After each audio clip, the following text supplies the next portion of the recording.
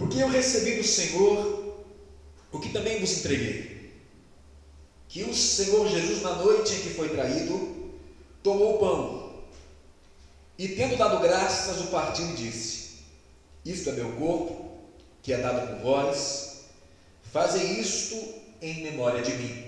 Por semelhante modo, depois de haver ceado, tomou também o cálice, dizendo: este cálice é a nova aliança do meu sangue.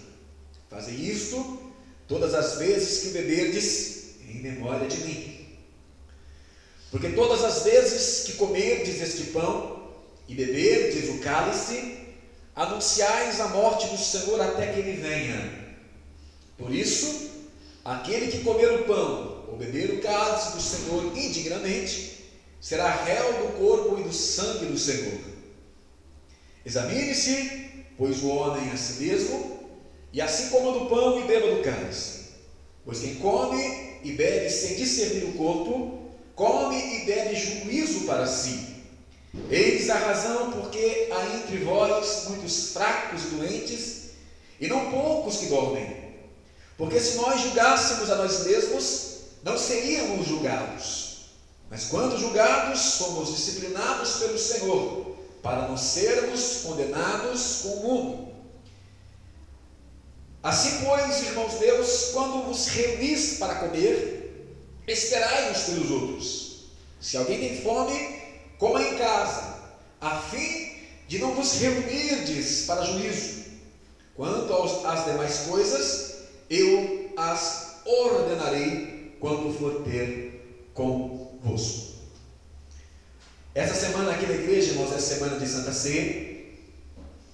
Lá no Potinho foi a semana passada. E essa semana é tanto Santa Ceia aqui como Santa Ceia também em Roseira. Nosso ministério celebra lá no Potinho, celebra no primeiro domingo, e nas duas outras igrejas celebram no segundo domingo. Por que eu estou trazendo esse texto hoje, irmãos? Porque existe uma preocupação muito grande no meu coração como pastor a respeito da forma que nós estamos celebrando a ceia. O apóstolo Paulo, irmãos, ele escreveu esse texto bonito que nós lemos agora há pouco, e ele recebeu do próprio Senhor Jesus Cristo a instrução a respeito da Santa Ceia. Ele não aprendeu do apóstolo Pedro, de Tiago, de João. Ele aprendeu na própria boca do nosso Senhor Jesus Cristo. Jesus Cristo passou para ele, a respeito da instituição da Santa Ceia. E geralmente, irmãos, no culto de Santa Ceia, nós falamos assim: olha, você que está amigado, não participe da mesa do Senhor. Você que está em pecado, ainda não deixou o pecado, primeiramente, peça perdão a Deus. Se você sentir no seu coração de que Deus te perdoou e você sentiu que realmente você está liberto do pecado, você pode participar. Mas se você ainda está com desejo de continuar praticando o pecado, não participe da mesa do Senhor. Costumamos dizer também assim: se você ainda não é batizado, você frequenta a igreja, mas você ainda não está batizado, depois do batismo você pode participar da ceia do Senhor. Nós temos essa preocupação das pessoas não participarem da mesa do Senhor, estão em pecado, estão amigados, ainda não é batizado, participar apenas por participar. Mas a preocupação do apóstolo Paulo nesse texto não tem nada a ver com isso. Ainda que seja válido, irmãos, nós falarmos do culto de Santa Ceia, que uma pessoa que não é batizada não pode participar da ceia, nem uma pessoa amigada, mas o texto não está se referindo a isso. O problema na igreja de Corinto, irmãos, é que eles estavam participando da ceia do Senhor sem discernir o que estavam fazendo.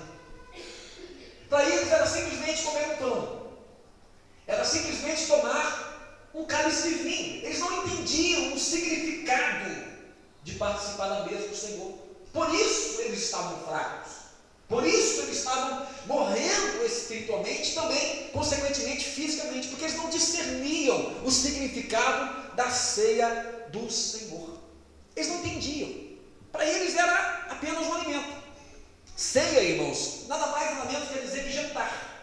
A palavra ceia, no português hoje para nós aqui, é o jantar.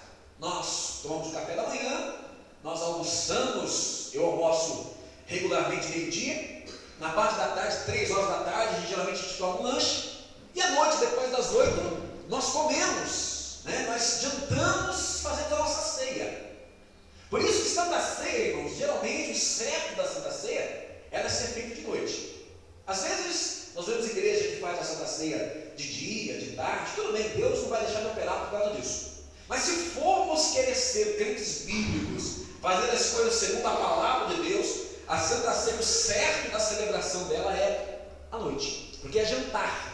Ceia não é almoço, ceia não é café da manhã, ceia não é lanche da tarde, ceia é jantar.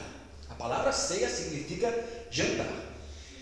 Deus opera, claro que Deus opera se fizermos de dia, de tarde, mas se nós queremos ser bíblicos, precisamos fazer à noite a ceia do Senhor. A ceia do Senhor é a antiga Páscoa dos judeus, e a Páscoa era celebrada após as 6 horas da tarde, período que iniciava a noite. Então, a celebração correta é na parte da noite. E nós estamos procurando fazer algumas mudanças no ministério, irmãos. Até já comentei com o pastor Cristiano, com o dirigente também lá de Roseira, que é o Jorge. Conversei também com o meu vice-presidente, que é o Alexandre. E nós vamos procurar fazer as coisas, irmãos, de uma forma mais bíblica possível. O próximo mês, irmãos, nada de ficar tomando suco maguari.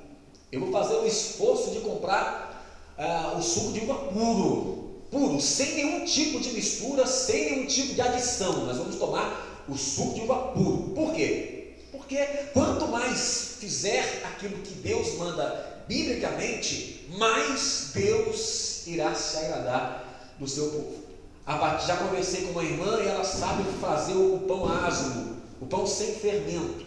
O pão é não levedado. Nós estaremos usando não mais o pão puma ou o pão doce aí que arranca o miolo dele para servir. Obrigado, para servir na Santa Ceia. Estaremos usando o pão sem fermento, usando o pão sem fermento na igreja, para estar mais biblicamente possível, porque fermento na Bíblia simboliza pecado. Então, se o pão simboliza o corpo de Cristo, e o corpo de Cristo não teve nenhum tipo de pecado, né? Então não podemos comer um pão também que seja levedado. Então vamos estar fazendo bíblico. Se outra igreja não faz, aí eles com Deus, não tem problema nenhum, Deus opera lá do mesmo jeito. Mas quanto mais nós, irmãos, irmos pelo caminho da Bíblia, mais nós seremos abençoados por Deus, mais o Senhor se agradará de nós. Deus opera, apesar da ignorância, apesar dos pesares, Deus opera. Mas nós precisamos estar enquadrando todas as nossas doutrinas, fundamentando cada uma delas na palavra de Deus. E quanto mais nós fizermos isso, com certeza Deus estará abençoando ainda mais a nossa igreja. Também, irmãos, na Santa Ceia, na época, dá-se entender por alguns textos de Atos dos Apóstolos, que a Santa Ceia ela era celebrada não uma vez por mês, como muitas igrejas, como a nossa, celebra. Algumas igrejas celebram numa época parecida com a época da Páscoa, uma vez por ano, né? Tem igreja que celebra a Santa Ceia todos os dias, todo culto tem, né, o cerimonial da Santa Ceia. Mas biblicamente, irmãos, o que se aproxima mais com o ritual bíblico é que a Santa Ceia ela era celebrada todos os domingos. Todo domingo era Santa Convocação. Todo domingo era o momento da igreja se reunir para partir o pão. E nós estamos estudando, irmãos, a possibilidade de nós termos a cerimônia da ceia todos os domingos da semana. Todo primeiro dia da semana estamos participando da Santa Ceia. Para quê? Porque, irmãos, se nós já temos o poder de Deus, a glória do Senhor, fazendo a Santa Ceia uma vez por mês, como não será se fizer uma vez por semana?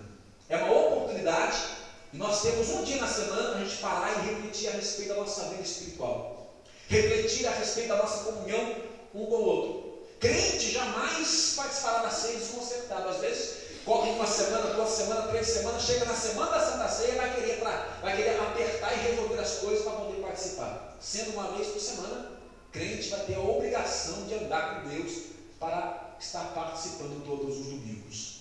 Muitas igrejas no mundo, irmãos, já fazem isso, já celebram a Santa Ceia todos os domingos, e há muitos depoimentos de pastores a respeito disso, dizendo que depois que passaram a celebrar a Santa Ceia todos os domingos, que simboliza o dia da ressurreição de nosso Senhor, eles passaram a celebrar e houve um grande avivamento no meio do povo de Deus. Houve um despertamento, houve o povo do Senhor se voltando para Deus em arrependimento, em desejo sincero de crescer, de estar conhecendo a Deus mais e mais, e passaram a ter pelo menos um dia na semana, aonde a mensagem é cruz, aonde a mensagem é a ressurreição de Cristo, aonde a mensagem é a segunda vinda de nosso Senhor, aonde a mensagem é o arrebatamento da igreja, aonde a mensagem é o céu, porque hoje a maioria das igrejas se foca em prosperidade, se foca em cura divina, se foca em cura interior, se foca em libertação, mas a Bíblia diz que é a mensagem da cruz que é o poder para aquele que crê.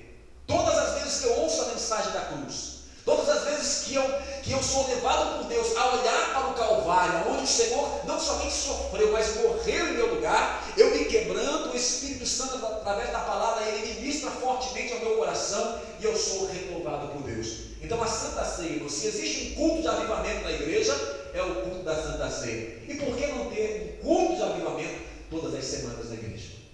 Santa Ceia não é culto para falar de outro assunto, a não ser do Calvário, a não ser da vida eterna, da nossa comunhão preciosa, que não se dá por alguma obra boa que tenhamos feito, ou por um passado de caridade, mas essa comunhão que se dá por causa da morte substituta de Cristo em nosso lugar na cruz. Então precisamos focar nisso. Ainda não está nada decidido, né? Mas nas próximas reuniões que eu vou ter com o Cristiano, com alguns irmãos, com outros líderes da igreja, nós vamos estar colocando isso em pauta, orando a Deus e havendo uma confirmação de Deus em todos nós, estaremos estabelecendo na igreja o culto de Santa Ceia todos os domingos, né? Mas pastor, mas tem irmão que não toma Santa Ceia, mas vai ficar sem jeito de vir no culto domingo. Pelo menos acaba os domingueiros, né? Porque tem gente só vem na igreja domingo, aí acaba esse negócio, né? Aí vai ser, como é que é? Vai ser o quarteiro, só vem na quarta, vai ser o sexteiro, mas o domingueiro não vai estar aqui, vai acabar esse negócio de domingueiro na igreja, né? Mas eu tenho certeza, irmãos, que você que não toma a Santa Ceia porque ainda não foi batizado, quem sabe você frequentando os domingos de culto de Santa Ceia na igreja, o Espírito Santo ministra no seu coração e vai tirando todos os empecilhos, todas as barreiras. Daqui a pouco você está passando pelo discipulado, está descendo as águas do batismo, agregando também a mesa do Senhor para participar desse alimento precioso que simboliza o próprio Senhor Jesus Cristo. Então, irmãos, não vejo prejuízo nisso. O único prejuízo é financeiro. Estaremos gastando um pouquinho mais a respeito de pão e de vinho. Mas, irmãos, nosso Deus é provedor de todas as coisas. Se estiver na direção dele, ele nos dá uma padaria, né? Nos dá uma padaria e nos dá também um campo cheio de uva fresquinha para nós colher do pé e fazer suco. Nosso Deus é glorioso, para ele nada é impossível. A Santa Ceia ela fala a respeito de algumas coisas importantes, irmãos. É um culto de ação de graça pela nossa salvação. Quem participa da Santa Ceia, irmãos, é um culto de ação de graças. Ele reconhece que não tem mérito algum na sua salvação, que ele não escolheu a Deus, mas foi o Senhor quem o escolheu. Ele participa da Santa Ceia, celebrando não apenas, irmãos, os benefícios desta comunhão, as promessas de Deus que têm se cumprido na sua vida, mas ele participa da Santa Ceia celebrando o presente maior que Deus lhe deu, que é a salvação. Esta salvação que nos dá livre acesso ao Pai, esta salvação que nos leva a sentir o grande amor que Deus teve por nós ao enviar o seu Filho para morrer na cruz. Esta salvação, irmãos, que nos permite sentir a própria presença de Deus. Quem somos nós para sentir a presença de Deus, irmãos? Quem somos nós para sentirmos Deus no culto? Quem somos nós?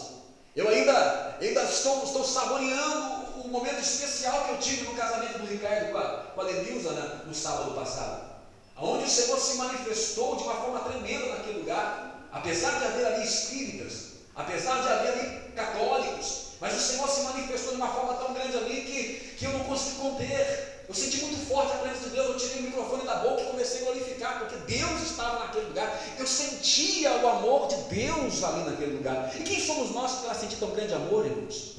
Quem somos nós para ter um Deus vivo junto conosco? Quem somos nós para sermos hoje templo do Espírito Santo?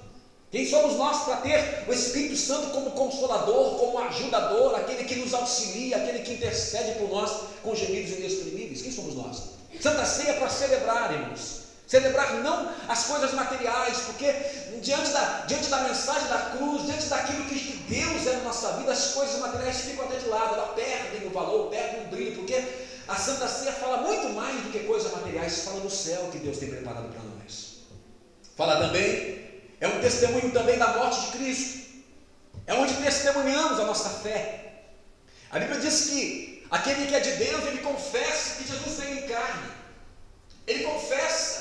Ele não estava lá há 2012 anos atrás, mas ele confessa pela fé que ele crê que Jesus Cristo se fez homem, que Jesus Cristo nasceu no ventre de Maria, andou pelas regiões de Jerusalém, da Judéia, da Galiléia, Samaria, pregando a palavra do Senhor, e que foi morto numa cruz para salvar todo aquele que nele crê. Nós testemunhamos da ceia da nossa fé.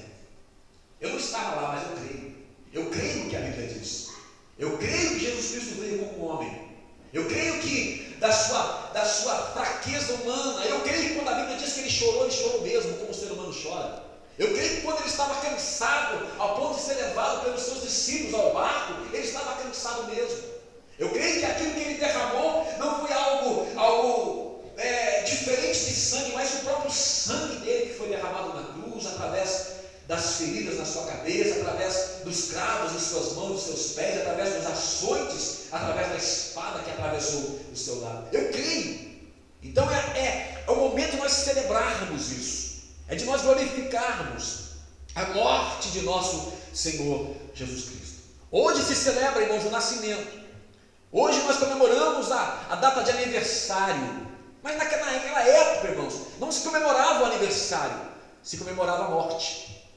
O dia mais importante da pessoa não era o dia da vida, era o dia da morte.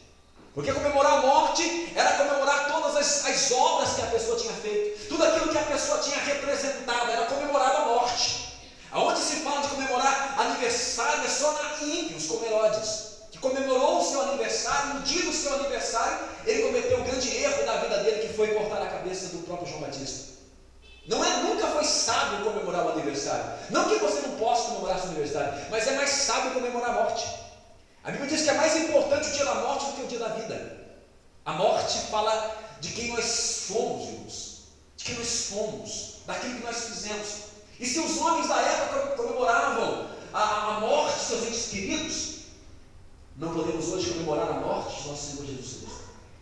A morte de Jesus Cristo fala do propósito dele ter vindo ao mundo, que era salvar. Ele não veio aqui a passeio, ele não veio aqui a turismo, ele não veio aqui para ver os lugares bonitos de Jerusalém. Não, ele veio aqui nesse mundo para dar a vida por cada um de nós. E nós temos o culto de Santa Ceia para celebrar a sua morte. Mas também não só celebrar a sua morte. A morte de Jesus Cristo foi a nossa libertação do pecado, foi a abertura do céu para cada um de nós. Mas estamos aqui também para celebrar a ressurreição de nosso Senhor Jesus Cristo. Porque nós temos esperança, irmãos. A palavra diz que contra a morte não há força, não há riqueza e não há sabedoria. A morte ainda é o nosso inimigo. A Bíblia diz em 1 Coríntios que o nosso último inimigo a ser vencido é a morte. Mas a ressurreição de Cristo, irmãos, é a nossa esperança de que ainda que no dia da sua vinda nós estejamos no pó da terra, a Bíblia diz que nós ressuscitaremos e subiremos com o corpo transformado ao encontro dele no céu. Então celebrar a Santa Ceia também é celebrar, irmãos, a esperança da vida eterna. Assim como Cristo ressuscitou e está à direita do Pai, assim como Cristo hoje está numa possessão superior, a Bíblia diz que também temos algo superior. Existe um descanso para mim e para você junto ao Pai. E nós estamos hoje, irmãos, esperando esse grande arrebatamento da igreja. Então é celebrar a morte de Jesus que nos trouxe salvação e celebrar também a ressurreição de Cristo, que é a certeza da vida eterna para cada um de nós. Santa Ceia é para isso, para celebrar as coisas mais importantes que temos no Senhor. Também é um momento de nós examinarmos o nosso proceder, vermos como nós estamos diante de Deus, se temos crescido espiritualmente ou se temos recuado na fé. Estamos alcançando a estatura de varão perfeito ou nós já estamos diminuindo no nosso crescimento, estamos enfraquecendo na nossa vida com Deus. É momento de nós estarmos analisando para ver se nós estamos com amor ardente pelo Senhor, ou se o nosso amor já está se esfriando por causa do engano do pecado, por causa da multiplicação da iniquidade nos últimos dias. É o momento, irmãos, em que nós temos que deixar de lado todas as coisas e olhar para dentro de nós. É o momento, irmãos, de nós estarmos indo a fundo na nossa vida com Deus. E se nós tivermos um dia na semana para isso, irmãos, e soubermos disso todo domingo, é dia de nós estarmos tomando Santa Ceia, cada um na sua casa, seja no seu emprego, seja no seu lar, vai estar fazendo o autoexame. Não vai vir para a igreja para fazer o autoexame, mas já vai fazer em casa, já vai estar olhando para a sua vida, pedindo perdão a Deus, pedindo misericórdia ao Senhor, e quando chegar na igreja já preparado, já pronto, irmãos, eu tenho certeza que glória tremenda o Senhor terá reservado para aquele culto. Nós temos que fazer isso, irmãos, e não é na igreja. Quando nós chegarmos à mesa do Senhor, já temos que estar preparados, já temos que estar com as nossas vestes limpas e o óleo sobre a nossa cabeça. Temos que já estar pronto a participar da mesa do Senhor. Santa Ceia também fala da nossa comunhão uns com os outros. É para isso. A palavra diz que nós não podemos participar da mesa do Senhor, irmãos. Não podemos ter comunhão com Deus se não tivermos comunhão com os outros. É o momento também de examinarmos, olharmos para dentro de nós, pedirmos perdão um ao outro, consertarmos um com o outro, procurarmos desfazer as rusguinhas, os probleminhas, as picuinhas, para que o Senhor possa, na Santa Ceia, mais uma vez, avivar a nossa fé nele, renovar a nossa esperança de um dia morar com ele nos céus. Mas as duas mensagens principais da Santa Ceia, irmãos, as duas bases principais da Santa Ceia, já até falei sobre isso aqui, mas não em forma de estudo. Nós temos duas bases principais na Santa Ceia. Uma está no versículo 24, que diz assim: e tendo dado graças, o partiu e disse: isto é o meu corpo que é dado por vós, fazem isso em memória de mim. E a outra no versículo 25, por semelhante modo, depois de haver ceado, tomou também o cálice, dizendo: este cálice é a nova aliança no meu sangue, fazem isso todas as vezes que o beberdes em memória de mim. Por que Paulo usou essa expressão, irmãos? Em memória de mim. Porque a Santa Ceia, irmãos, nessas duas bases principais, ela tanto é um memorial, como também ela é uma mensagem profética. As duas bases principais. Ela é um memorial e ela é uma mensagem profética. E o povo estava pecando no ato da Santa Ceia porque se esqueciam disso. Se esqueciam que a Santa Ceia ela tinha um significado, que o fato deles verem uma mesa preparada com pão e vinho era para eles olharem e na mesma hora lembrarem do porquê daquele cerimonial, do porquê daquela instituição feita pelo nosso Senhor Jesus Cristo. Memorial, irmãos, é algo que nos leva a lembrar de alguma coisa. Nós vemos algo. No momento que nós vemos algo, nós pensamos: poxa, isso representa aquilo. Quando eu vejo, por exemplo, esse afinador, esse aparelho aqui na minha mão, eu me lembro automaticamente da guitarra. Porque esse aparelho existe exatamente por causa da guitarra. Se não existisse guitarra, não teria necessidade de existir um aparelho como esse. Isso aqui é para afinar a guitarra. Então a Santa Ceia, irmãos, quando nós enxergarmos um pedaço de pão ou um cálice de suco de uva ou de vinho, isso tem que trazer uma lembrança a nós, tem que despertar a nossa atenção para a mensagem principal da Bíblia, que é Cristo e esse crucificado. Algumas coisas lá na vida, irmãos, nos levam a ter, irmãos, lembranças, algumas lembranças boas, algumas lembranças ruins. Um exemplo disso é o álbum de foto. Quem aqui já não teve experiência de pegar o álbum de foto, começa a ver as fotos e começa a olhar para aquelas fotos e de repente se sente no lugar em que a foto foi tirada. Se sente no lugar. Lembra com detalhe, parece que está sentindo a sensação. Parece que está sentindo o momento que estava lá. Uma foto tirada na beirada da praia. Parece que está ouvindo o som das ondas indo e vindo. Parece que está sentindo até mesmo o calor que estava no momento em que a foto foi tirada. E nós muitas vezes passamos por situação disso. Olhamos para uma foto, lembramos de uma pessoa querida que talvez já tenha até mesmo partido, já tenha morrido, e lembramos daquela pessoa, parece que nós estamos ouvindo a voz daquela pessoa, parece que nós estamos com a pessoa do nosso lado. A memória do homem é algo muito forte, irmãos. A memória do homem faz o homem viajar. Deus nos deu, irmãos, uma memória maravilhosa, um subconsciente que funciona, que é uma beleza. Mas também, irmãos, nós, por causa das correrias da vida, dos afazeres da vida, das preocupações, nós acabamos perdendo um pouquinho dessa faculdade, que é a faculdade mental. Perdemos um pouco o lado do raciocínio, o lado da lembrança. Não conseguimos facilmente parar e refletir sobre as coisas, analisar as coisas. Por isso que Deus, Ele estabeleceu a Santa Ceia, porque a Santa Ceia é um memorial. É para nos fazer lembrar da morte e da ressurreição de Cristo. É para nos fazer lembrar de que Deus deu o seu unigênito Filho para que todo aquele que nele crê não pereça, mas tenha a vida eterna. No casamento do Ricardo com a Lenilza, eu falava sobre o propósito da aliança. Essa aliança que todos os casados têm no dedo é um memorial. É algo que usamos para lembrar uma aliança feita diante do altar. Não quer dizer para você que todas as vezes que eu olho para a minha mão, eu me lembro do meu casamento com a minha esposa. Porque se tem uma parte do meu corpo que eu vejo sempre é a minha mão. Raras vezes eu olho para baixo para ver meu pé. Não consigo enxergar as minhas costas. Mal consigo ver a minha barriga. Mas a minha mão sempre está diante do meu olho. Vira e mexe, ela passa na frente do meu rosto. Não é sempre que eu olho para a minha mão e vejo a aliança e me lembro da cerimônia linda que foi de casamento entre eu e a Natalina.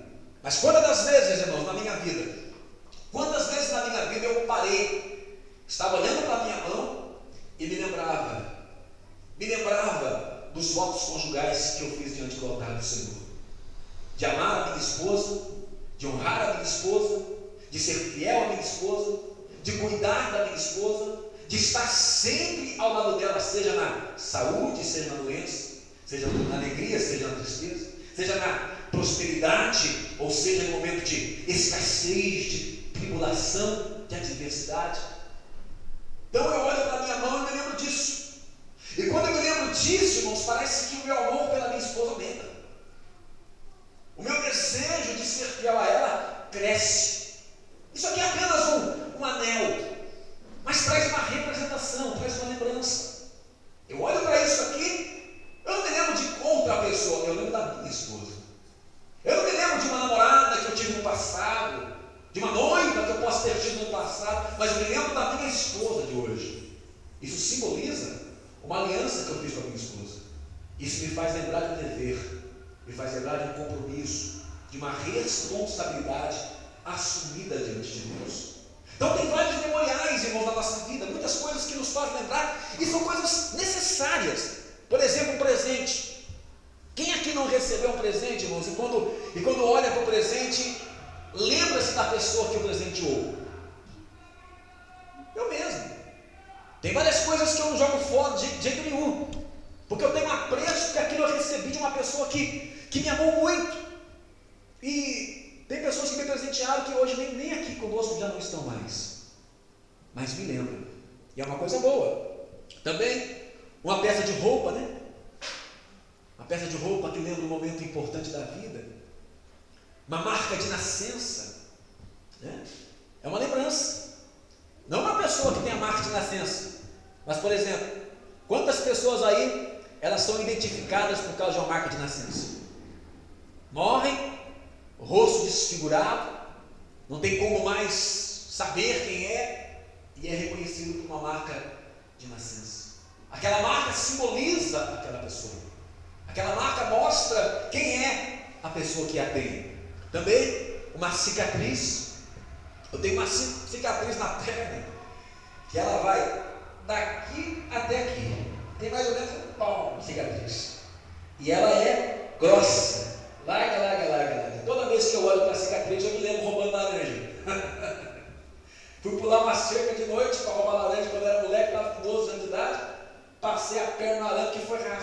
rasgando. E a vontade era tão grande de chupar a laranja com sal que a perna, o sangue descendo, e eu cortando a laranja, pondo o sal e chupando. Quando a mãe olhou, filho, olha como é que está sua perna, está vazando sangue. Correu lá para Santa Casa, para o postinho, na época, lá do Engenheiro Neiva, e costurou só por ponto falso na minha perna e ficou aquela cicatriz enorme. Toda vez que eu olho para a cicatriz, eu me lembro que eu era um ladrão, né? E Jesus Cristo perdoou até o ladrão de laranja, né? Então, tudo lembra, irmãos, traz lembrança para nós, né? Tem também a questão de uma tatuagem. Quantas pessoas hoje que são crentes, que se converteram e já conhecem a palavra, que não é bom causar marcas no corpo, e olham para o braço, vê a tatuagem assim e lembra, poxa, por que eu fui fazer isso? Se fosse hoje eu não faria mais. Se eu pudesse trocar meu couro, eu trocava meu couro. Acabou o couro aqui, porque isso aqui, porque para desfazer uma tatuagem é complicado. Quem tem tatuagem aqui? Você é contente com isso hoje? Pelo nome, sim. Pelo nome, né? Pelo nome do filho. Mas tatuagem lembra quem? Lembra o filho. A da perna Não, né? Olha para o braço, vê, lembra o nome do filho, já lembra do filho. Não traz uma alegria quando você olha? É uma marca, é um memorial. O memorial serve exatamente para isso. Essa semana eu perdi uma pessoa maravilhosa, irmãos. Foi muito minha amiga e morreu. O Senhor concedeu a ela todos os 3 desejos do coração dela. A história dessa moça dá para fazer um filme. Coitada, ela tinha um filho, o filho dela está com 13 anos de idade hoje. E ela sonhou, irmãos, em casar, um casamento de Deus, porque ela teve um filho quando era do mundo e acabou se engravidando de uma relação. O pai não assumiu a criança, ela lutou como professora, ainda com problema na perna, que ela teve poliomielite, ela andava com dificuldade. E ela sonhou ter um casamento de Deus, casar com o nome de Deus, que a amasse de verdade. Ela sonhou em ter um carro, desejo do coração dela, ter um carro. E ela sonhou que esse menino tivesse um pai que o amasse e cuidasse dele por toda a vida. Orou a Deus, apareceu várias pessoas que eram laços do diabo, Deus livrou do laço, e de repente ela encontrou um homem. Quem vê ele e quem vê o filho dela, pensa que ele é pai.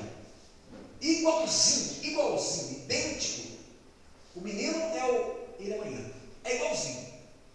Viveu 6 meses casada com esse homem.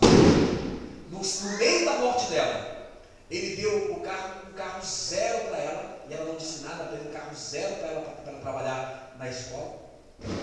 Assumiu o menino como filho. Ela ligou para a irmã dizendo assim: olha, tudo que Deus prometeu para mim, que eu desejei no meu coração, o Senhor cumpriu. Eu sou a mulher mais feliz do mundo. Teve um derrame cerebral, morreu.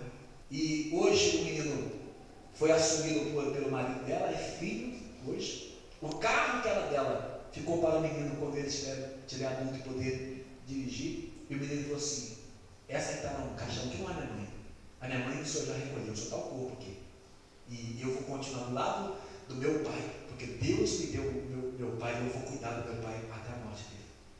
Lindo, irmãos. A nossa irmã Marli, não sei se a graça lembra dela, faleceu. Só que tem uma coisa, irmãos, a última vez que eu tive com ela foi quando ela fez uma rabada. Quem já comeu rabada aqui? É o rabo do boi, o negócio é bom demais, melhor que costela. E essa semana, irmãos, a irmã falou para mim, a minha vizinha falou assim: ô pastor, vou fazer uma rabada aqui e vou chamar o senhor para comer, o senhor gosta? Na mesma hora que ela falou rabada, eu já lembrei da Marli. Os olhos dela queriam encher de lágrimas, porque a rabada me lembra ela. Então tem coisas, irmãos, que faz lembrar pessoas queridas, faz lembrar situações difíceis. Eu me lembro aqui, meus irmãos vão se lembrar também, que Deus, quando eu estava aqui, eu tinha uma bicicletinha velha, que se eu atropelasse alguém com ela, a pessoa morria de teto, porque estava ferrujada, estava feio o negócio. Aí eu fui orar de manhãzinha, Deus me colocou uma paixão pela cidade de Roseira. Eu falei: Deus, mas como é que eu vou fazer a obra da Roseira lá, meu Deus do céu? Com essa bicicleta aqui, eu já estou magrinho, já eu vou ficar uma ferpa, vai acabar comigo. Aí Deus falou assim: filho, eu vou te dar uma moto. Quem se lembra disso aqui? E Deus, irmãos, no mesmo mês, Deus me deu uma moto.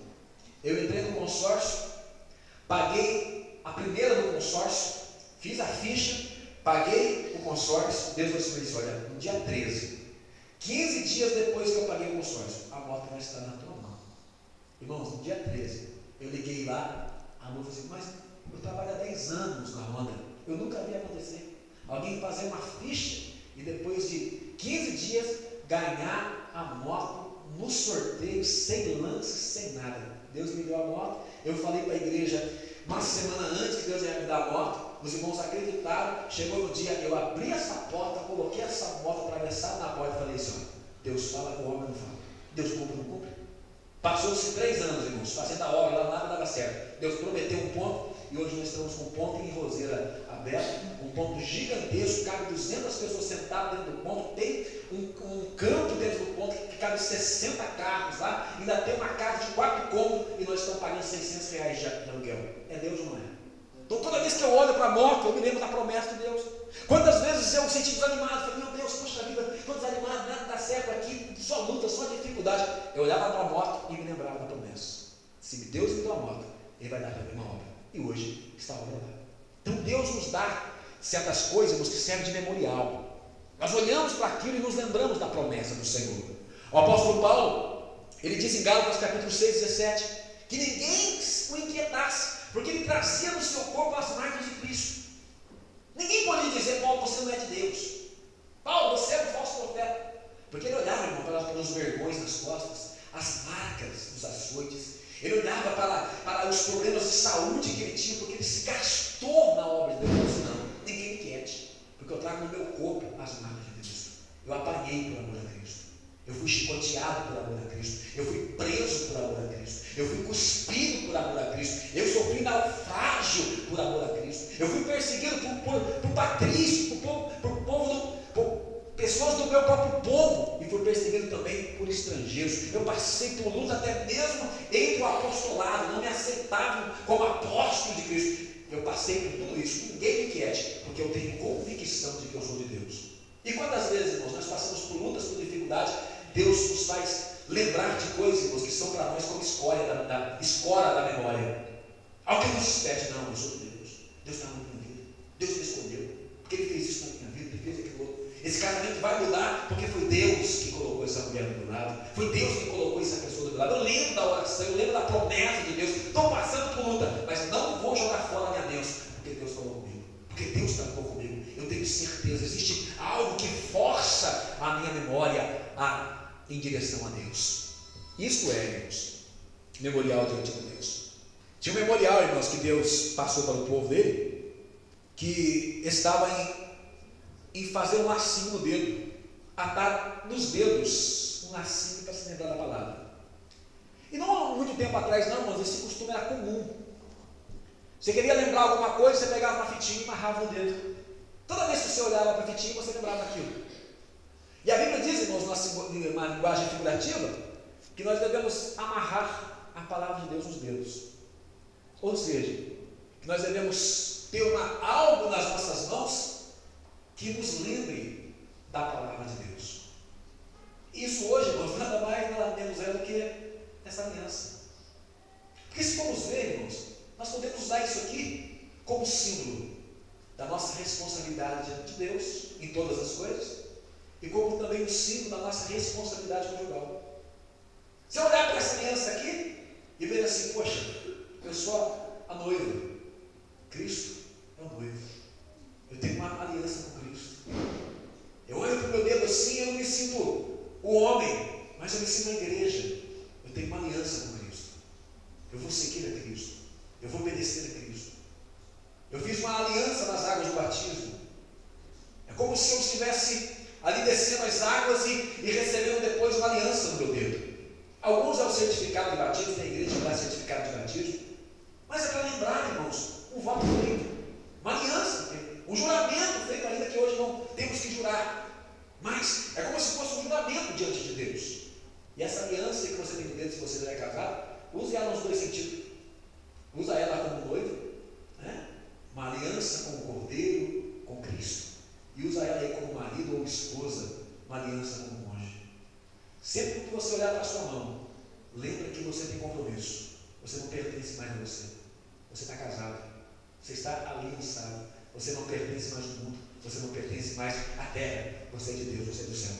Lembre-se disso. Sempre que você olhar para a sua mão, lembra desses dois compromissos que você tem aí. Porque aí sim, irmãos, você vai estar sempre sendo envolvido por Deus. Mas alguns outros memoriais na Bíblia, irmãos, nos ensinam coisas importantes. Por exemplo, lá em Gênesis capítulo 4, verso 15, diz assim: o Senhor, porém, disse-lhe: portanto, qualquer que matar a Caim 7 vezes será castigado.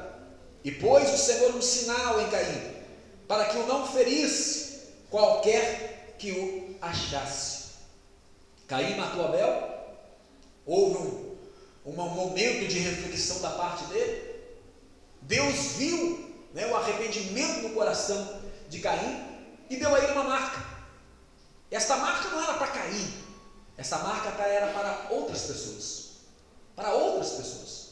Para que o vingador de sangue não matasse a Caim. Que marca era essa? Eu não sei. Os mormons dizem que é a cor negra, que é o povo africano. Dali surgiu o povo africano, mas não sei, a Bíblia não diz também. Se não diz, eu não quero saber também. Lá no céu, nós vamos saber disso. Não vamos inventar coisa que a Bíblia não diz. Mas tinha uma marca. E todo mundo que ouvia a história que ele matou o seu irmão, ia desejar matá-lo também. Porque Adão e Eva tiveram outros filhos e filhas. E se eles quisessem vingar o irmão morto, a marca os fazia lembrar: não toque nele. Ele pecou. Ele matou o irmão, mas ele é protegido de Deus. Muitos falam que a graça está só no Novo Testamento. Não, irmãos. A graça de Deus está no Novo e no Velho. A graça se manifestou de forma plena em Cristo Jesus. Mas desde o Velho Testamento já está manifesto a graça de Deus. E este Adão aqui, esse Caim aqui, simboliza eu e você.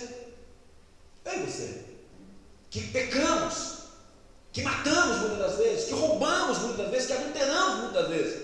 Mas que quando Deus tratou conosco, nós arrependemos dos nossos pecados. Recebemos a marca da graça. Recebemos o Espírito Santo. Satanás tinha liberdade para agir na nossa vida, mas hoje ele não pode mais, porque hoje nós temos a marca do Senhor. Nós temos hoje o selo, nós temos o Espírito Santo na nossa vida. Hoje nós somos de Deus. A Bíblia diz que aquele que é de Deus e conserva-se em Deus, o maligno não lhe toca. O diabo não pode tocar naquele que é de Deus e naquele que permanece na presença de Deus. Só quando eu saio da presença de Deus é que o diabo pode agir na minha vida, ou quando Deus permite, por algum motivo, algum propósito exclusivo dele. Mas nós somos de Deus e temos a marca. Nós temos a marca do Senhor. Nós temos o Espírito Santo. A palavra diz que quem tem o Espírito Santo, ele se sente filho de Deus. Quem tem o Espírito Santo, ele clama: Abba, Pai. O Espírito Santo, irmãos, é o sinal de que nós somos de Deus. Se nós temos esse Espírito Santo, nós temos na nossa memória que nós somos de Deus, e quando Jesus voltar, nós nos tornaremos totalmente para Ele também. Depois em Gênesis 9, 12 e 13, que fala sobre a aliança de Deus com Noé e a aliança de Deus também com toda a humanidade. Deus destruiu o primeiro povo com as águas do dilúvio. Quando Noé desceu da arca e fez um altar para Deus, sacrificou para Deus, adorou a Deus, Deus fez uma aliança com Noé e com toda a face da terra, que iria chover na terra. Continua chovendo. Haveriam tempos de tempestade, noites de dias de chuva forte, mas que depois das chuvas fortes haveria uma arca no céu, que hoje chamamos de arco-íris, porque Deus prometeu nunca mais destruir a terra com dilúvio de águas. De águas, lembre-se disso. A destruição vai ser um dilúvio de fogo, mas de água, Deus não jamais. Pode chover até derrubar casa que está em cima da água. Pode chover ao ponto de inundar todo lugar, mas o mundo não passará com dilúvio de águas, não, porque Deus prometeu e hoje, até hoje, Ele mantém a sua palavra e sempre vai manter, porque Ele não volta atrás daquilo que diz. Então, quando nós vemos um arco-íris no céu, aquela coisa linda no céu, lembremos, irmãos, aquele sinal é uma aliança de Deus com a humanidade. Não vou destruir a terra com as águas do dilúvio. O mundo está tornando como na época de Noé. O pecado alastrando, a maldade alastrando, mas, irmãos, nunca vai haver uma chuva que dure 40 dias e 40 noites. O Senhor não destruirá a face da terra com as águas do dilúvio. Também, lá em Números 16, 38, fala assim: quanto aos incensários daqueles que pecaram contra as suas almas, deles se façam folhas estendidas para a cobertura do altar, porquanto os trouxeram perante o Senhor, pelos que santos são, e serão por sinal aos filhos de Israel. Número 18, 36 fala: Coré, Datã e Abirão e mais 250 príncipes nobres do meio do povo se levantaram contra Moisés e Arão. Deus viu a rebeldia no coração deles, viu a falta de submissão da parte deles. Deus abriu a terra abriu a sua boca e os engoliu vivos. Os incensários que eles tinham na mão, Deus mandou que derretesse no fogo e fizesse a cobertura do altar com o incensário de ouro que eles tinham. Isso é assim, olha, essa tampa vai ser feita para memorial, para que todo o povo de Israel, quando olhar para essa tampa feita de ouro, venha se lembrar que eu sou um Deus que sou contra a rebeldia, que eu sou um Deus que sou contra pessoas que se levantam contra os meus líderes, contra aqueles que eu constituí líder do povo. E estava lá. Todas as vezes que eles olhavam para lá, eles se lembravam: não vamos levantar contra Moisés, não vamos levantar contra Arão, porque aqueles que se levantaram contra eles, a terra abriu e eles foram engolidos vivos. E hoje, irmãos, há tanto memorial, há tantas pessoas que ficamos sabendo aí que caiu, que foi arrebentado porque se levantou contra a honra de Deus, contra a igreja do Senhor, e muitas assim, irmãos, e mesmo assim, vendo tudo isso, tem pessoas se levantando contra, e tem pessoas que parece que não aprende. Irmãos, nós não somos chamados para aprender só com as coisas certas que as pessoas fazem, nós somos chamados para aprender com as coisas erradas. Muitas pessoas vão dizer: Davi pecou. Só porque Davi pecou, eu vou pecar? Só porque Coré, Datã e Abirão se levantou contra a liderança do povo de Deus, eu vou me levantar? Irmãos, nós temos que ser sábios. Então Deus deixa certas coisas. Quantas vezes, irmãos, eu passei por aperto, eu passei pelo moinho de Deus, por estar errando, por estar falhando. Quantas vezes desandou a minha vida, até que hoje, irmãos, todas as vezes que eu vou fazer algo deliberadamente, eu paro para pensar: meu Deus, eu já sofri na mão de Deus, eu já sei o que quer dizer aquilo que está em Hebreus, horrenda coisa cair na mão de Deus vivo. Eu já sei como é que é apanhar de Deus. Eu que não vou ser bobo de continuar fazendo aquilo que é errado, eu vou continuar andando no caminho certo com Deus, porque vale a pena. Então tem certas coisas, irmãos, que nos faz lembrar das nossas rebeldias, da nossa insubmissão. Irmãos, quantas vezes eu passei por isso, né? Mesmo sendo pastor, eu passei por isso, porque o homem, irmãos, é falho, mas devemos aprender com os nossos próprios erros e deixar os caminhos errados e andar por veredas planas diante do Senhor. Também em Josué capítulo 4, 7, então lhes direis que as águas do Jordão se separaram diante da arca da aliança do Senhor, passando ela pelo Jordão, separaram-se as águas do Jordão. Assim estas pedras serão para sempre por memorial aos filhos de Israel. Josué capítulo 4, verso 7. Deus ia colocar o seu povo na terra prometida, e fala para Josué manda os sacerdotes segurarem a arca.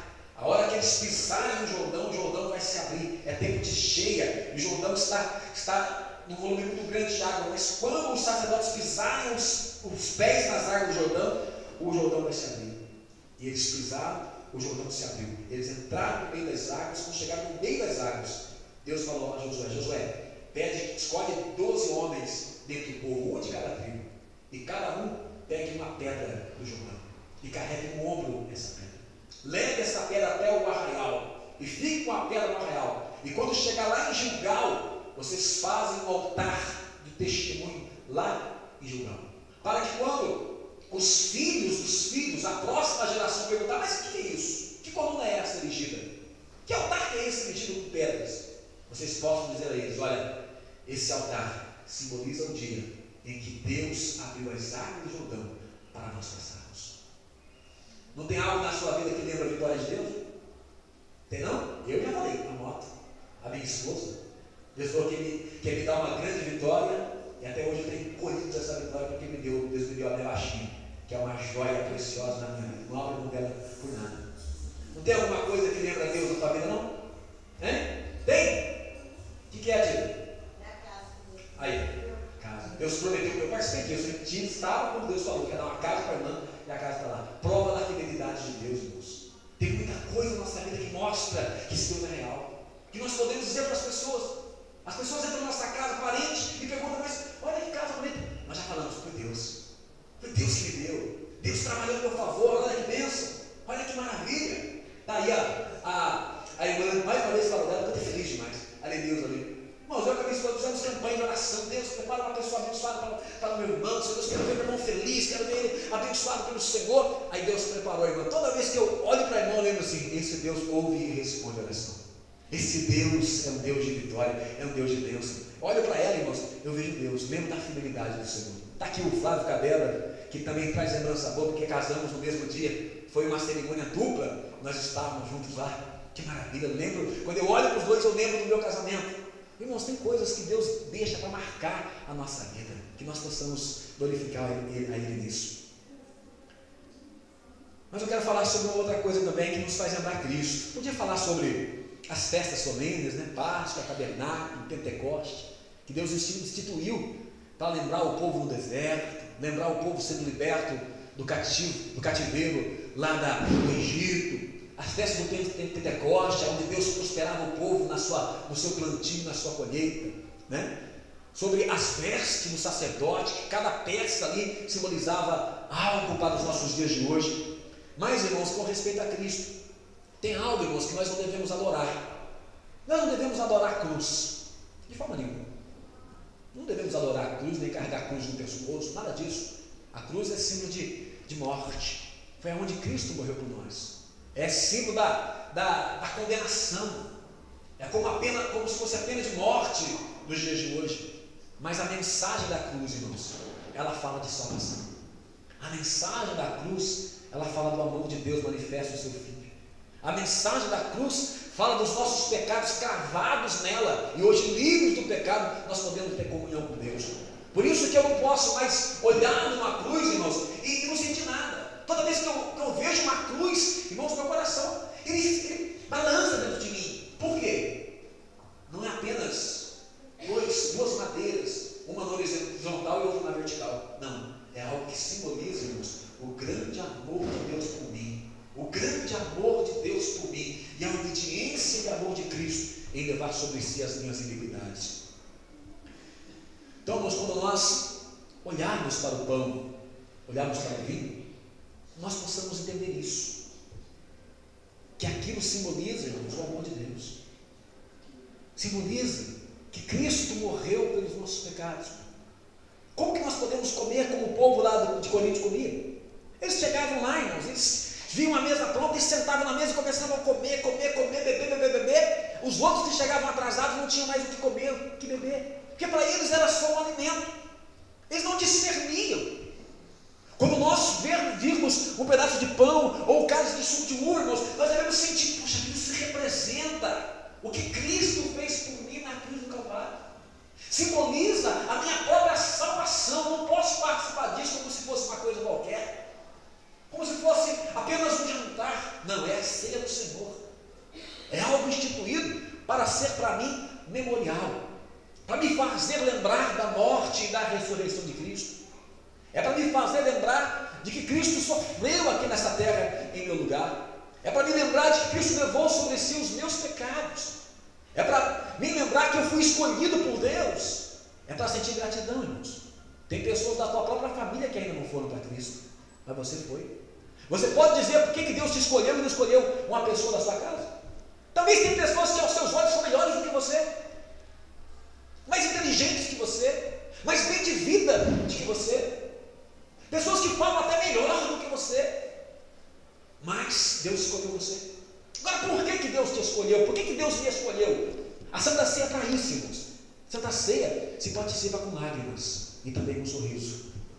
É uma tristeza no coração, porque nós fizemos tanta coisa errada.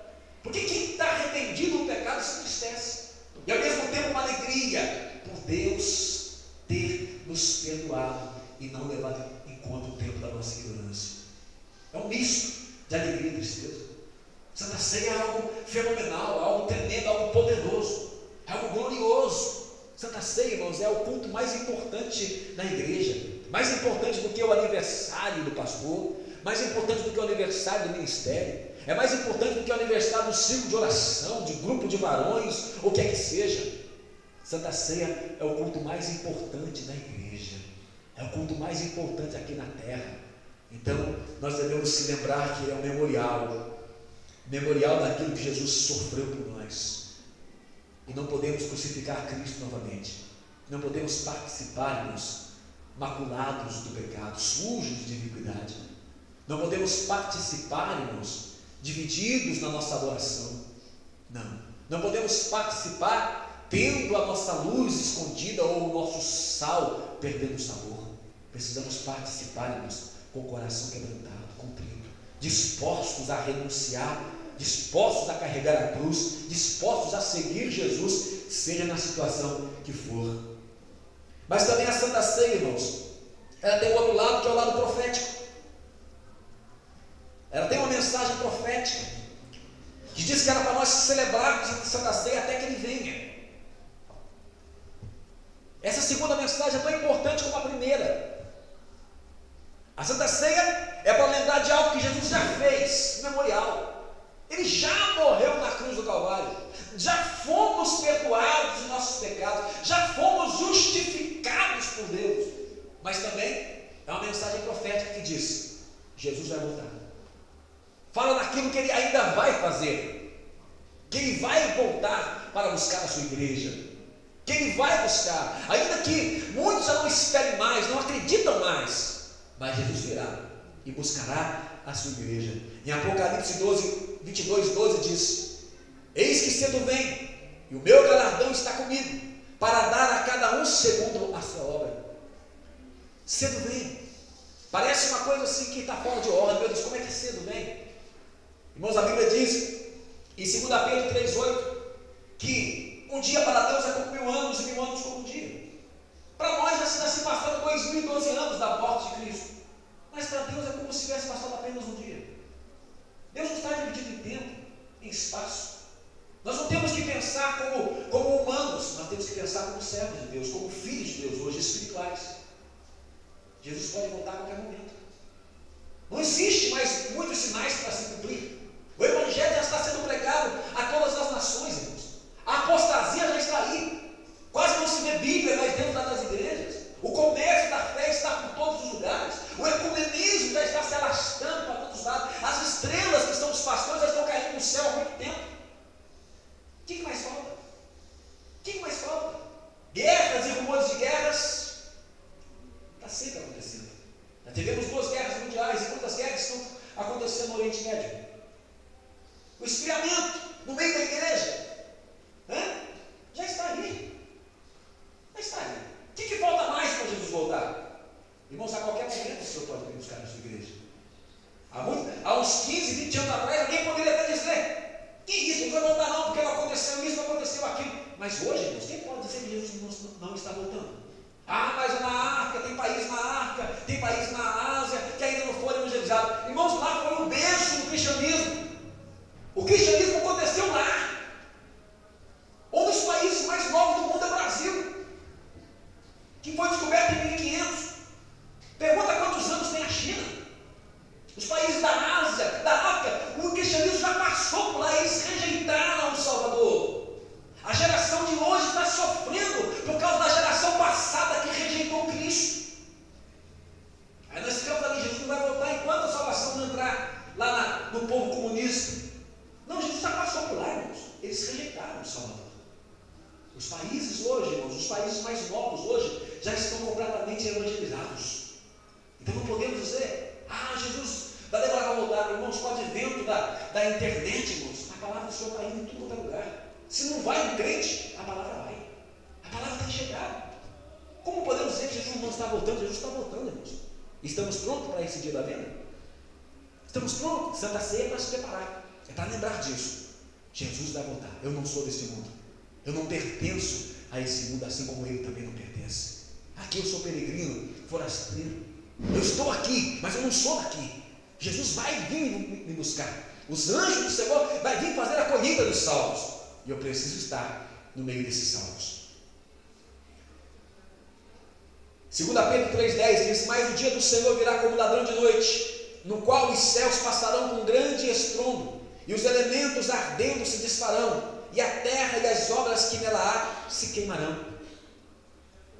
Irmãos, isso tudo vai ser destruído.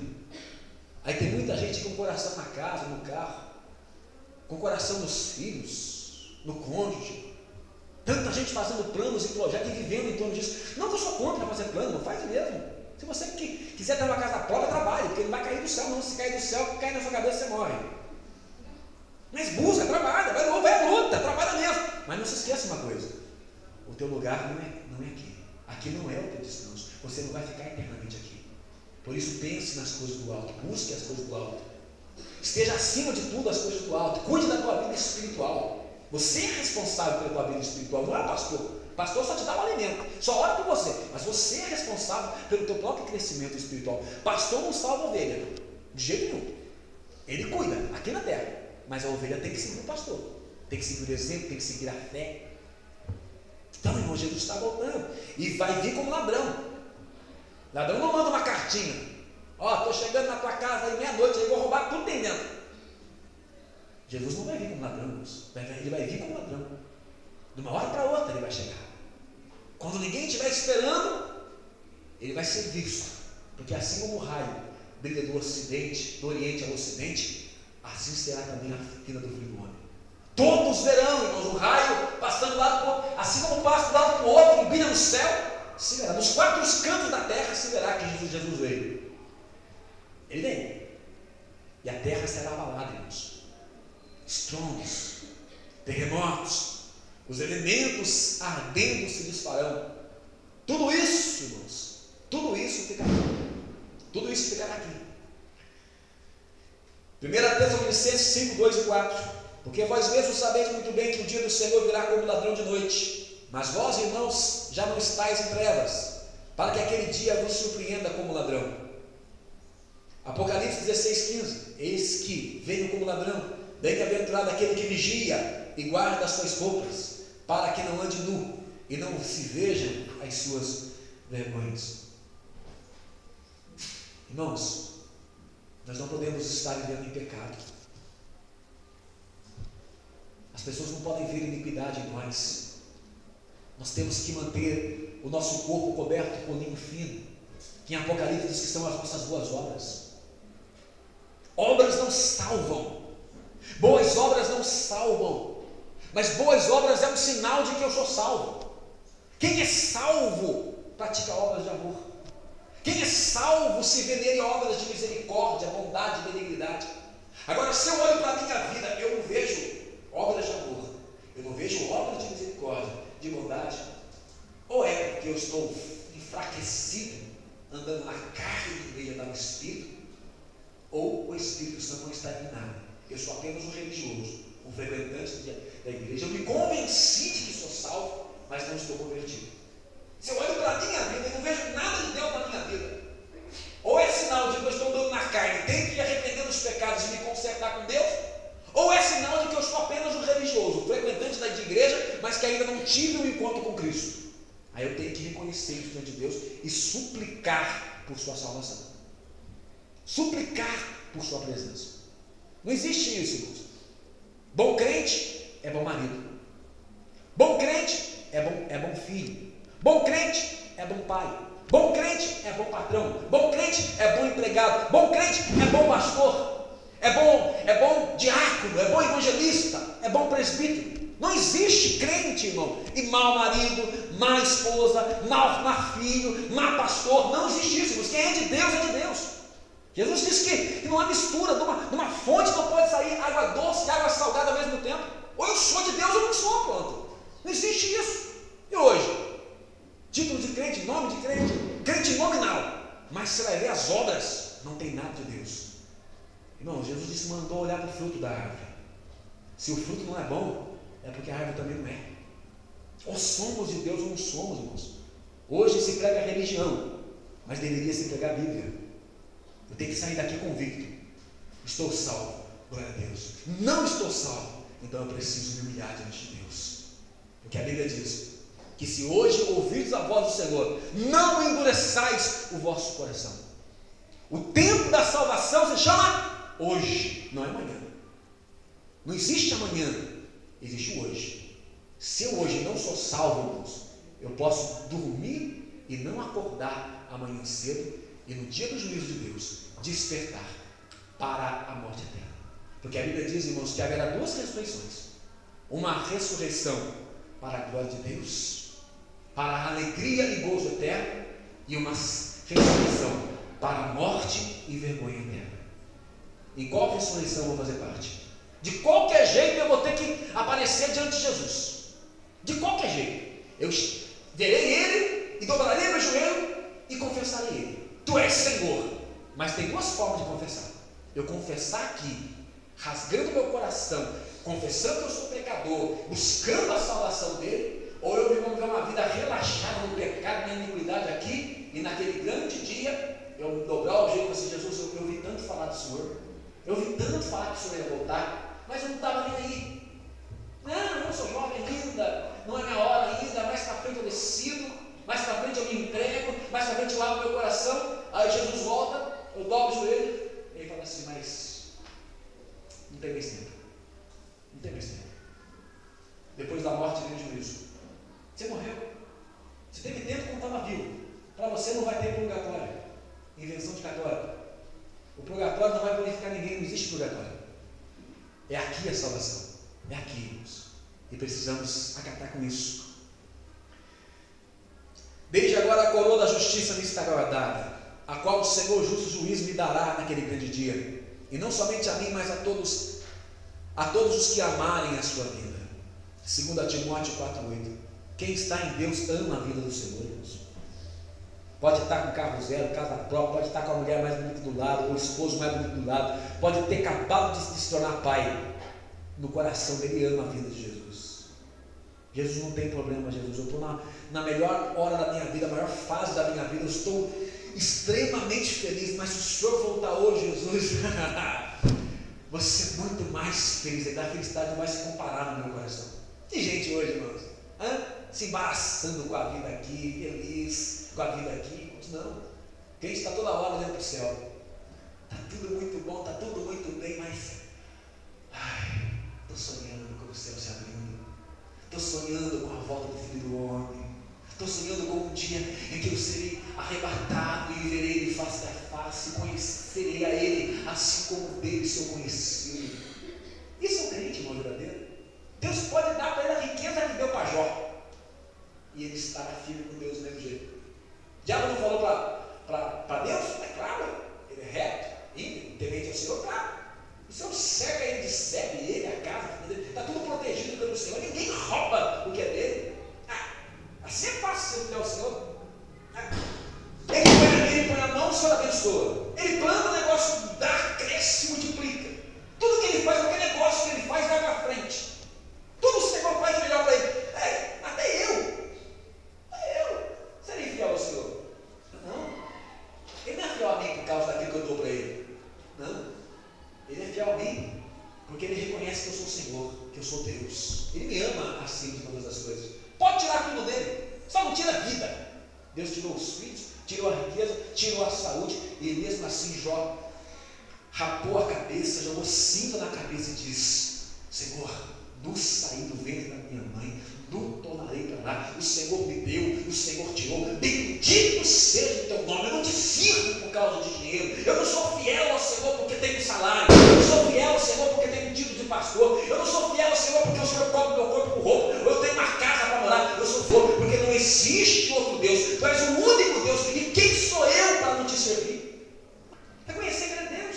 O filho não obedece ao pai porque o pai é superior a ele. O filho não obedece, não acata com todas as ordens do pai porque o pai é seu pai. Simplesmente porque é seu pai. Não porque o pai é rico, não porque o pai dá casa para ele morar, porque é pai. Quem é filho de Deus serve porque Deus é pai. Simplesmente por isso. Deus pode tirar tudo, irmãos. Tudo que o crente permanece fiel do mesmo jeito. Se Deus quiser com um crente dentro da igreja aquilo que fez com os jovens, a igreja esvazia. Porque muitos servem a Deus por barganha. Barganha. Só alegra, só cultua, só vem feliz para a igreja quando as coisas estão bem. Agora que o negócio aperta, cara feia, não louva a Deus, murmura, reclama, não dá dízimo, não dá oferta. Mas quando está tudo de vento em polpa, vem alegria para a igreja, glória a Deus, aleluia, e língua estranha e reteté. Agora quando o negócio está apertado, que pôr o mão. Por quê? Não serve a Deus por aquilo que Ele é, irmãos. Serve aquilo por aquilo que Ele dá. Serve a Ele por aquilo que dá. Isso não é crente, irmãos. Isso não é filho de Deus. Filho de Deus não é assim.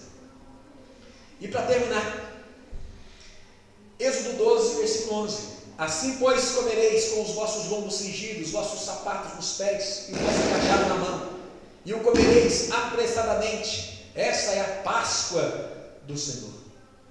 A Páscoa simboliza a Santa Ceia, irmãos. E eles comiam a Páscoa com os lombos vestidos, com os pés calçados e com o cajado na mão. E comia com pressa. Com pressa. Preparados. Nós temos que participar da Santa Ceia preparados, irmãos. Arrependidos de nossos pecados, com o nosso amor renovado por Deus, em comunhão uns com os outros, preparados, vestidos com as vestes de santos, as vestes puras e limpas e com pressa. Não é comer devagarzinho. Não, é comer com pressa.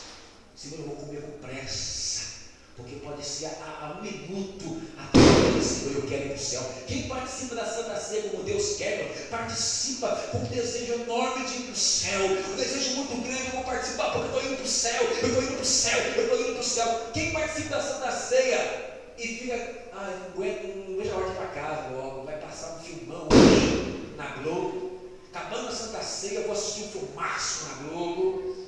Eu não vejo a hora de acabar a Santa Ceia, o culto hoje, porque o Corinthians hoje vai disputar Libertadores, hoje o Corinthians vai ser campeão, não vejo a hora. Quem participa da Santa Ceia não está desligado das coisas do mundo, só está lembrando de uma coisa: eu estou indo para o céu, eu estou indo para a glória, a minha passagem está comprada, Cristo é a minha passagem, Cristo vai me levar para a glória com Ele. Precisamos participar prontos, irmãos, prontos a subir com o Senhor dos céus. Você que é salvo, você coloca em pé em nome de Jesus Cristo. Domingo é Santa Ceia, irmãos. Aproveita essa palavra. Você que precisa fazer um conselho com Deus, faça. Você que precisa participar da Santa Ceia como você nunca participou, participe. Já foi a ceia no domingo. Já foi? Mas é o segundo domingo, né? Ou eu estou confundindo? Então se você participou errado agora, participe certo, espiritualmente. Sente-se à mesa do Senhor e desconcentre. É verdade mesmo, lá que é o segundo domingo, né? Eu estou confundindo, perdão, acabei esquecendo. Mas, irmãos, olha, se você participou e participou errado, olha, conserte com Deus agora. Conserte com Deus. Porque a palavra diz que devemos nos examinar nós mesmos. Não podemos participar e sem discernir o corpo e o sangue de Cristo. Tem que participar consciente daquilo que nós estamos fazendo. E Santa Ceia, irmãos, é para nos ligar ao céu, é para nos ligar a Cristo. Por isso, curva a tua cabeça, meu amigo. Senhor, nosso Deus e nosso Pai, nós estamos aqui, ó Deus, porque nós queremos pedir ao Senhor, Pai, que a cada Santa Ceia que tiver nesta casa, Deus, nós possamos participar com discernimento, discernindo, ó Deus, o significado do pão, o significado, Senhor Deus, do suco, Pai. Que nós possamos participar, Senhor, desejosos da Tua vinda, amando a Tua vinda. Que nós possamos participar no sentido, ó Deus, cidadão do céu. Que nós possamos participar, Senhor, como, ó Deus, querido Pai, aqueles que participam, ó Deus, quebrantados, reconhecendo seus pecados, reconhecendo suas fraquezas, reconhecendo suas debilidades, reconhecendo que ainda não são perfeitos, ó Deus, mas que por ato da Tua misericórdia são aceitos diante do Senhor. Nós ainda somos pecadores, ó Deus, mas a diferença é que nós somos pecadores salvos. Há os pecadores lá fora, mas ainda são pecadores perdidos. Mas nós somos pecadores salvos, salvos da ira, salvos da morte eterna, mas salvos para crescer espiritualmente, salvos para amar, salvos para perdoar, salvos para manter comunhão plena contigo e habitar na glória. Ó Deus Todo-Poderoso, que a cada Santa Ceia, Senhor, que estaremos, ó Deus, celebrando na Tua casa, nós possamos, ó Deus, aumentar o desejo, Pai, de morar contigo nos céus. Que nós possamos sonhar com o dia, Senhor, em que o Senhor surgirá nas nuvens, enviará os seus anjos para fazer a colheita celestial. Que a cada Santa Ceia, Pai, possamos nos desprender das coisas deste mundo, a qual muitas das vezes nos encontramos tão apegados. Que a cada Santa Ceia, Senhor, nós possamos amar o próximo assim como o Senhor nos amou. Que a cada Santa Ceia nós possamos, ó Deus, ter prazer na Tua Palavra e nela meditar, Senhor, cada vez mais. Que a cada Santa Ceia, Pai, nós possamos, ó Deus, nos tornar como Tu és. Nós possamos expressar a Tua imagem, a Tua semelhança. Nós possamos, ó Deus, renovar nossos votos conjugais. Renovar, Senhor, o compromisso de sermos ofertantes e dizimistas na Tua casa. Possamos renovar os votos, ó Deus, ministeriais, de Te servir como pastor, como presbítero, como evangelista, diácono, como servo do Senhor no geral. Que a cada Santa Ceia possamos dizer: Senhor, estou aqui disposto a carregar a minha cruz, a renunciar, a abandonar toda a prática do pecado, a desviar de toda a aparência do mal. Estou disposto, Senhor Deus, a brilhar como luz desse mundo, a ter sabor como sal dessa terra. Pai querido, que a cada Santa Ceia, Pai, haja um avivamento, haja um crescimento, haja um despertamento, haja um florescimento, ó Deus, para frutos, ó Deus, e frutos que sejam para a vida eterna. Pai querido, em nome de Jesus, dispersa-nos em paz esta noite. Livra-nos, ó Deus, de todo mal. Guarda-nos, ó Deus, de toda a cilada do inimigo, Senhor. Está uma euforia lá fora, está uma correria, talvez pessoas embriagadas, pessoas, ó Deus, drogadas, Pai. Ah, Deus, e o pior pode acontecer, mas Te pedimos que nos guarde, que nos proteja, Pai. Porque hoje há uma loucura lá fora, Pai, por causa do Corinthians, Pai. E nós sabemos, ó Deus, que o povo lá fora está morto em seus pecados, meu Deus. E o diabo pode usar qualquer uma das pessoas que estão lá fora porque pertencem a eles ainda. Mas que o Senhor venha nos guardar, nos proteger, Pai. E nós possamos voltar para a nossa casa assim como chegamos aqui, em segurança, protegidos. Que nós possamos sair daqui, meu Pai, certos da Tua vinda, certo de que o Senhor virá para buscar a Tua igreja. E nós precisamos estar de pé, Senhor, para aquele grande dia do encontro. Dispersa-nos em paz, em nome de Jesus. Amém. A partir da semana que vem, irmãos, nós vamos estar passando um estudo na igreja sobre